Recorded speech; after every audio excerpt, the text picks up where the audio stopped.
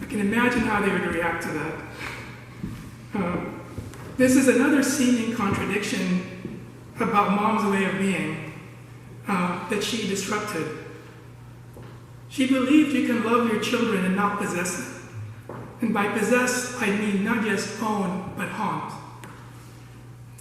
Mom held us without haunting us. And as a teenager of 2, I realized how hard that is. One of the greatest gifts my mom and dad gave us was to give us a reprieve from having to feel the burdens of their troubles. They sacrificed without making us feel the burden of that sacrifice. So many of you have, who had to uproot your lives from Lebanon or Palestine to different parts of the world. I heard once that as parents we can either be ghosts that haunt our children, or ancestors who walk beside them. And Mom and Dad walked beside us, and they still do. The last thing Mom wrote before her stroke was a set of lists. For those who know Mom, this wouldn't be a surprise. She was a list maker extraordinaire. She had lists for everything. This particular set of lists was in preparation for Christmas and New Year's, which were the first we were having after Dad passed away. Mom had just come back from a shopping trip on Monday, December 18th, when she had the stroke. Later, when we went to the house to pick up some clothes to bring to the hospital, we found the lists sitting on the counter. And in addition to some of the shopping lists, she had a list of the menu that she was going to serve for New Year, January 1st, Monday. Leg of lamb, potatoes roasted, veggies, corn, carrots, peas, chicken noodle with white sauce, stuffed cabbage, kidney balls, fataya, baba ganoush, okra with oil, salad, appetizers, shrimp cocktail, smoked salmon, veggie dip, cheese and crackers, chips, artichoke dip, nuts, desserts, fruit tart, chocolate cake, baklava, apple pie with ice cream. And this was not including the food that Auntie Samira was going to be bringing too. On another list, she had what she wanted to accomplish that week.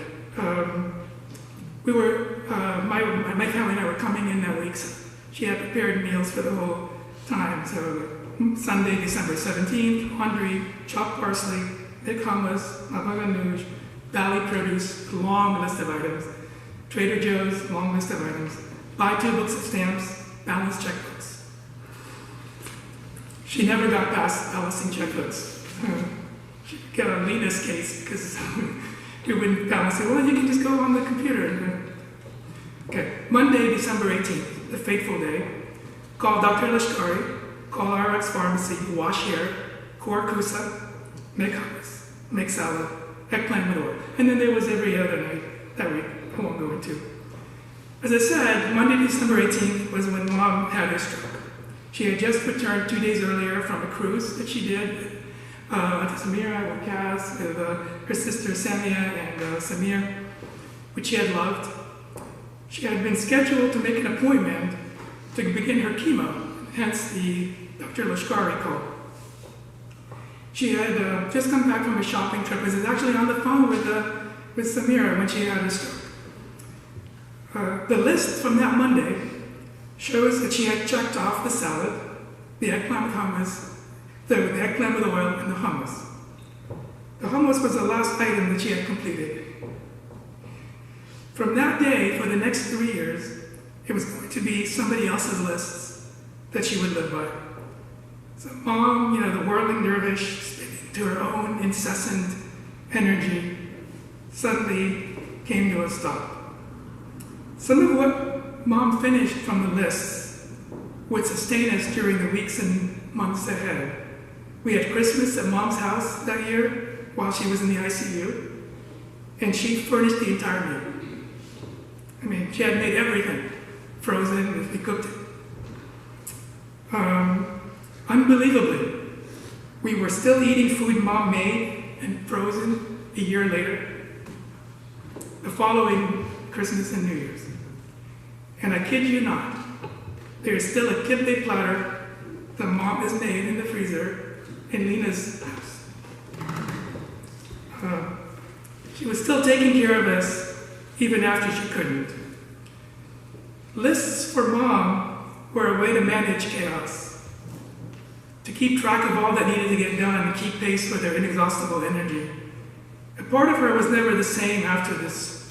Part of her was never the same after she couldn't make lists any longer and follow them. She struggled mightily with the loss of her independence. That was the one thing, it seemed, that she couldn't quite adapt to. Perhaps because it was the one thing that made her need more than she could give. Mom lived her life in a way that many of us call selfless.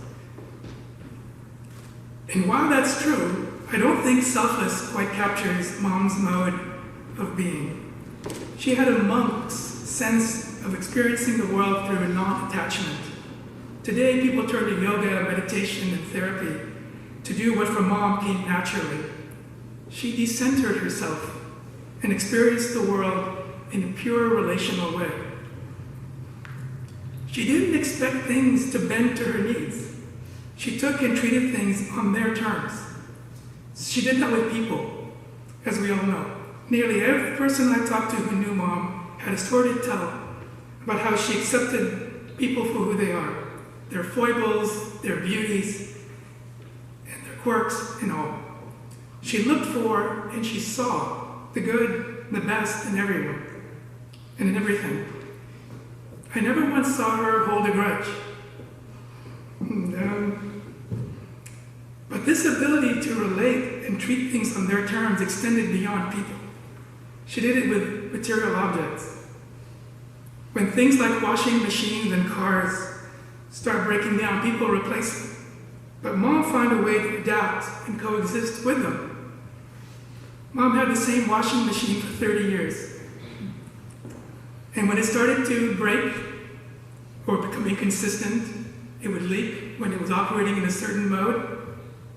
Mom learned its habits and adjusted to them.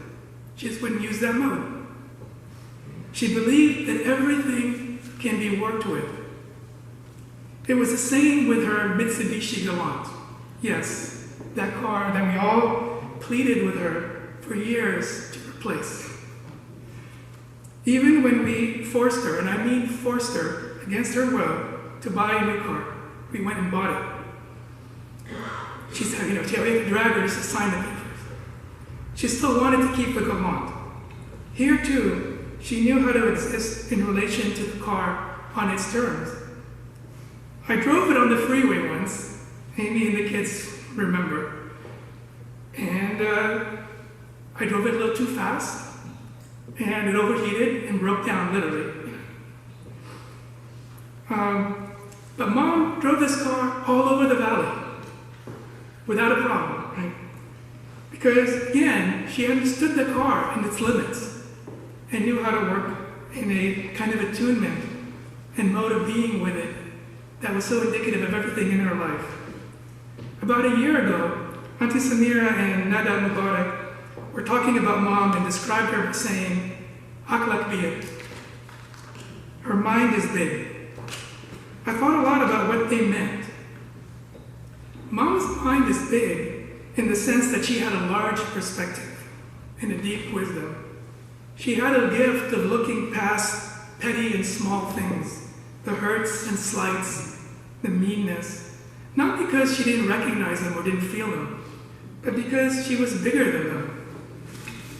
It was in that spirit that she practiced faith, deep faith, without judgment, and a realistic understanding of people that helped her accept them for who they are.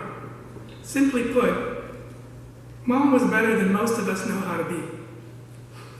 In honor of Mom, I want to make a checklist, which Lena, Ziad, and Becky helped me make. And I want you all to add to it in your mind of what Mom accomplished in your eyes. Make enough kibbeh for 3 years. Check. Light up the world with your energy and lightness of being, check. Teach us how to live. A life of purpose, wisdom, perspective, and grace, check. Manage to get around Southern California without ever having to drive on the freeway, check. Thank you to I'm going to be for that one. Travel or create a home through food and welcome where multiple generations wanted to gather, check. Travel the world, check. Make the best hummus and know the exact char on an eggplant for the perfect baba ganoush, check. Raise 3 well-adjusted, sort of, children, check. Get the best possible deal on every purchase, check. Watch the Lakers win multiple championships, check.